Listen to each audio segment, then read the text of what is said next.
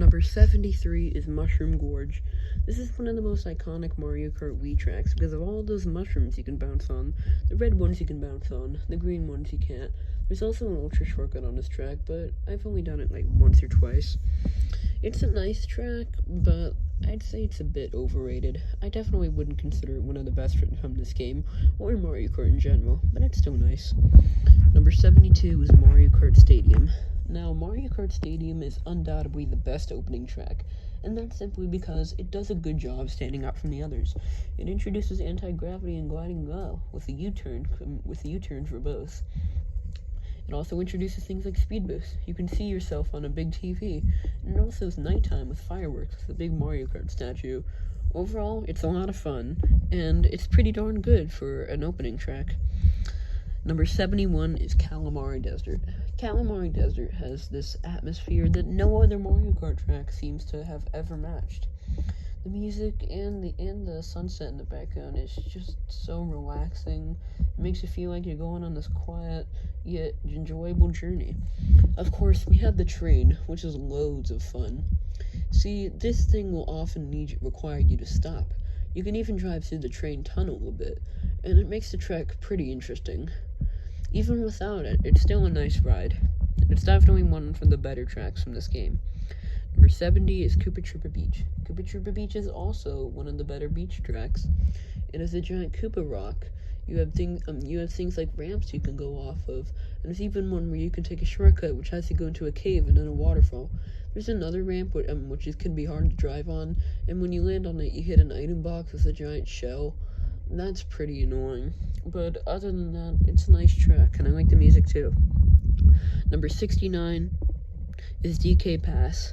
Now, DK Pass is a pretty nice track because I really like those snowmen, and I also like that one segment where you have a bunch of snowballs near the end, and that part before it where there's an item box and a hill you can take. Near the very end, you have a large jump which takes you by some snowmen. It's not one of the better DK tracks, but hey, I always enjoy it. Number 68 is Sweet Sweet Canyon. Sweet Sweet Canyon is a simple yet sweet candy track. You have things like a donut cannon and a donut shortcut at the end. You jump off some graham crackers and you drive on a lot of cake. You drive underwater with maple syrup, and there are even these paths on like these lollipop like roads. It's pretty cool. I like this one.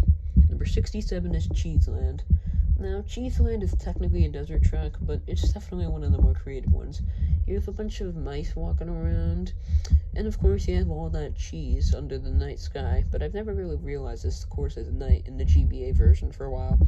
You have some cheese in the background, and although the layout could be a bit more interesting, it's still a nice one. Number 66 is Hyrule Circuit.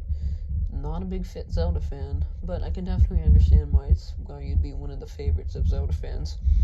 The rubies, you have rubies instead of coins, Deku Babas instead of piranha plants. Or even like a type of bat from the Zelda games, and you can drive through Hyrule Castle and grab the Triforce. It's pretty cool. Number 65 is Wild Woods. Wild Woods is also a nice one because there's this huge Shy Guy village. There's a downhill rushing water segment near the end, and some lily pads. You even start the track by driving on tree trunks and anti-gravity, which definitely helps it stand out from some other forest tracks with this magical atmosphere. Number 64 is Sky Garden. There's no denying that this is one of the best 2D tracks, simply because it does a good job to stand among the 3D ones. There are a lot of shortcuts you can take on this track, and not all of them are intended to. The music is just so happy-go-lucky and cheery. I love the idea of driving in the sky palette, the Skyland, with all these plants. You can even see the Luigi blimp from Luigi Circuit, which is a cool reference. Number 63 is Rosalina's Ice World. The music is definitely the best part of this track. It presents this theme that I feel makes it stand out among the other Mario Kart 7 tracks. It's the only Mario Kart 7 track that doesn't have a glider, which is pretty cool. Another thing that's nice about this track is that you have a bunch of these penguins swimming around. You can even see the Comet Observatory and the planet from Mario Galaxy, the first one you start on, the Gateway planet. You also have some ice caves to drive through. It's pretty nice. It feels a bit flat, but it's still cool. Number 62 was Mushroom City. Mushroom City is also a pretty good track. I like how you have things like the Wiggler Wagon, the bomb cars, and the mushroom cars too. You also have a lot of paths you can take on this track, which can get a bit confusing, but it's still pretty nice. I also like how it's nighttime and has this frantic feel to it. It's pretty cool. Number 61 is Mario Circuit from Mario Kart 7. There's no denying that this is not only the best Mario track, but the best circuit track in general. You can drive through Peach's castle, glide out of it. You have things like mushrooms and cherry blossom trees and a pipe tunnel again, which seems to be a recurring theme for these Mario Circuit tracks. It definitely has a lot of variety, which is probably why it's my favorite of the Mario Circuits. Number 60 is Bowser Castle 4 from Super Circuit. This is definitely one of the longer Bowser Castle tracks, but the reason why I like it is because you have things like Mecha Koopas walking around.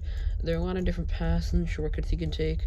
The swamps are pretty interesting too, and so is the fact that you also have more of those graded platforms. I like this longer layout, and it's overall a pretty underrated course that I always enjoy.